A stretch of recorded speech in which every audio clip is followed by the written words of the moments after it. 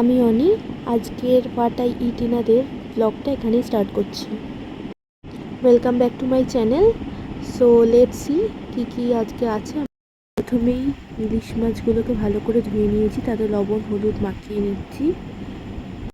প্রথমেই একটা paste ready করে নেব, তার জন্য মিক্সিং জারে দিয়ে দিলাম পরিমাণ মতো জিরে, সাদা সর্ষে আর মাছ কতটা সেই আন্দাজ বুঝে তোমরা দেবে, আর দিলাম পোস্ত, কাঁচা লঙ্কা, শুকনো লঙ্কা।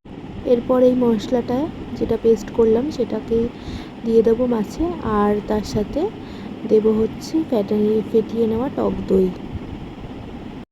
এরপর এটা ভালো করে মিক্স করে নিতে হবে।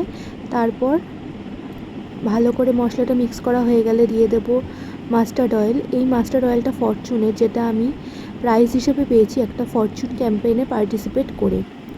সর্ষের তেল দিয়েও ভালো করে মাছটাকে মিক্স করে নিতে হবে। তারপর একটি টিফিন বক্সে মাছগুলো পরপর সুন্দর করে সাজিয়ে দিতে হবে।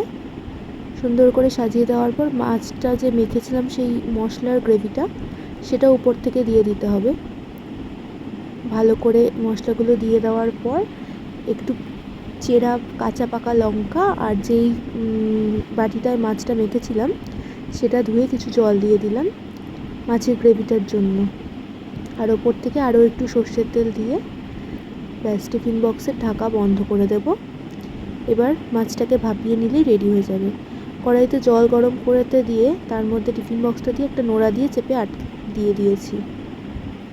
ব্যাস 20 মিনিট পরেই আমাদের ইলিশ ভাপা একদম রেডি। চলো এবার সার্ভ করে নিই।